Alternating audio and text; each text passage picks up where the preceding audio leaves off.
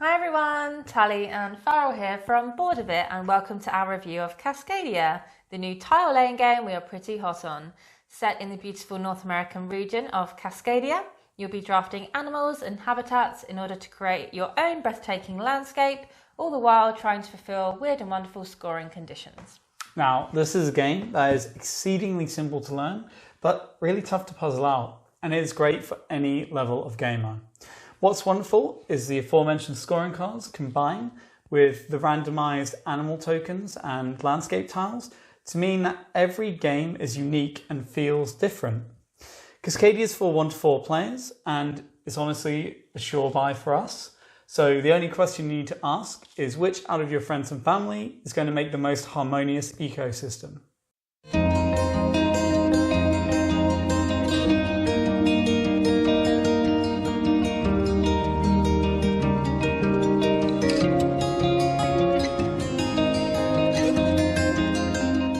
In Cascadia, you have these terrain tiles which have one or more types of terrain on them.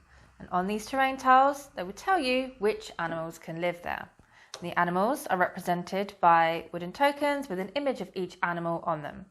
On your turn, you'll have a row of randomly paired tiles and tokens from which you will pick one pair. You'll then place your terrain tile anywhere and in any orientation you like in your already existing environment. And then you can place the animal token on any tile as long as it can accommodate that animal. Placing animal tokens on specific tiles may generate nature tokens. You're going to score based on your longest contiguous region of each type of land and on each animal scorecard. In every game, an animal will have one of its unique scorecards in play, and that will tell you how to score using that animal. Maybe you'll want to have pairs of bears all over the board, or maybe you'll want a really long run of salmon. Maybe you'll have a fox that wants to be surrounded by a bunch of wonderful, unique animals. Either way, the game will last 20 rounds, which will be when there'll be no more terrain tiles left to replace the ones you've been taking. Honestly, we straight up love Cascadia and it's a delight to play. It has a simple core that, when combined with the well-designed scoring cards, makes this weighty puzzle that you can really sink your teeth into. Better yet, it can appeal to everyone. I would happily play this with my family or sit and play game after game with Tally competitively. And if you just, in general like these puzzle tile laying games, then this isn't one to miss. As we said, a key aspect of this are the scoring cards. They're well designed and provide novel and interesting challenges. Even better, the fact that you always include 5 means that you'll almost always have new and interesting combinations to deal with.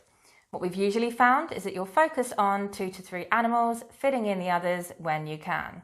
Maybe we just need a bit more practice, but what this has meant for us is that each game can feel completely different depending on what animals you're focusing on, because each animal scores completely differently, and the scoring cards for each animal further alter the puzzle.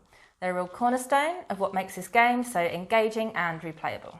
But regarding the scoring cards, I do worry that they're confusing, and they'll be particularly confusing to the lighter crowd that would really like to see engage with Cascadia.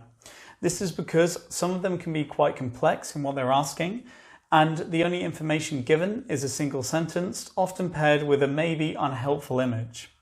I can just honestly see people unboxing this, and when they move past the first kind of wave of scoring cards, being very confused about what they're being asked to do.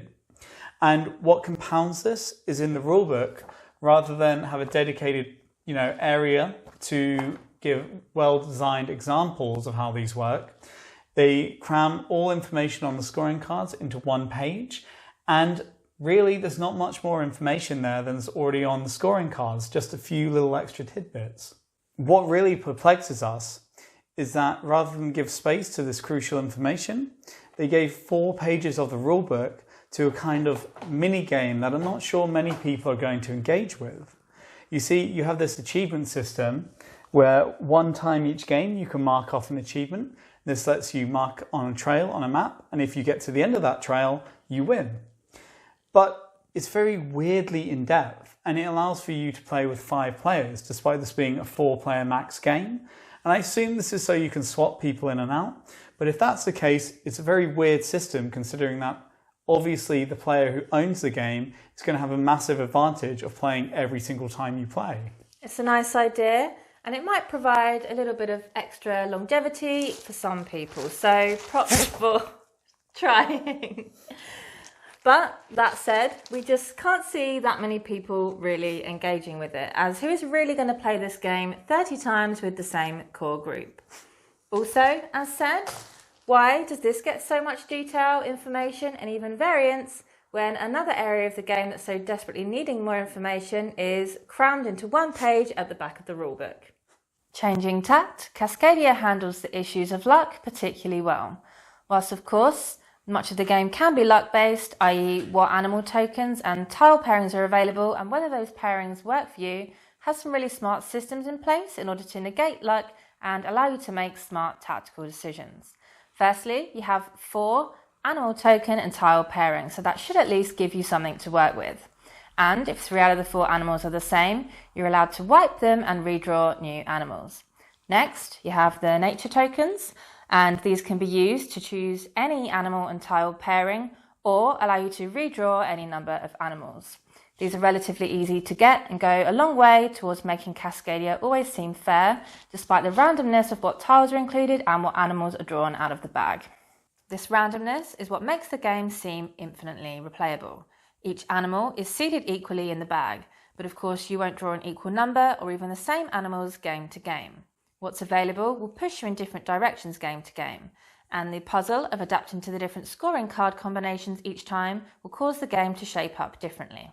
The excellent luck negation aside, I do have this nagging feeling that luck will be more apparent at higher player counts, and if all players were equal, it might be the thing that decides the game.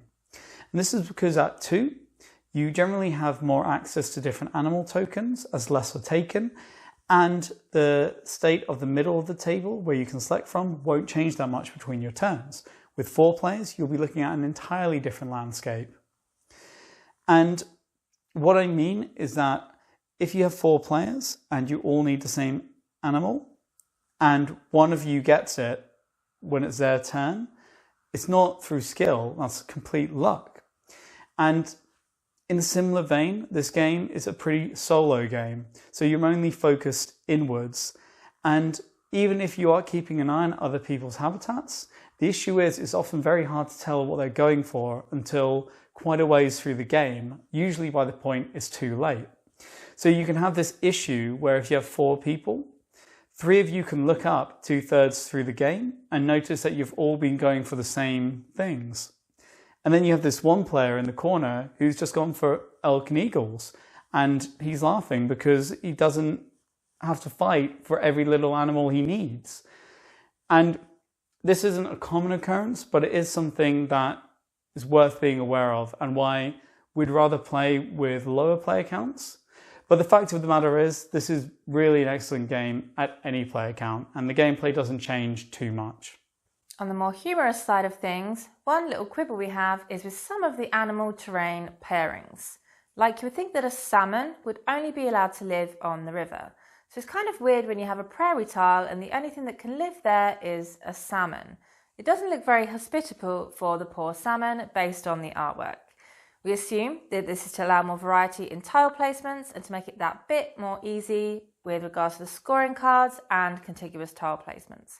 Yet it would be nice if this was stated somewhere, as these weird little tiles do kind of pull you out of the game. As we are speaking about design, it's also worth noting that the art is done by Beth Sobel of Wingspan fame. Whilst the style is different here, it's quite wonderful, particularly the animal illustrations on the scoring cards. In fact, the whole package is lovely, from the weighty wooden tokens to the quality of the tiles and the cards. It's a really solid proposition for the price point. So, as a summary, this is a game that we'd fully recommend if you are at all interested. It's got a lovely theme and is easy enough at its core to be enjoyed by a wide range of people. Yet it's crunchy enough in the puzzle of how to go about the different scoring conditions that even fans of heavier games like us are still fully engaged. And this game has been a delight to play each and every time, and each and every time the puzzle has felt unique. Not to mention how lovely it looks when laid out on the table, although I don't think it films as nice as it looks in person.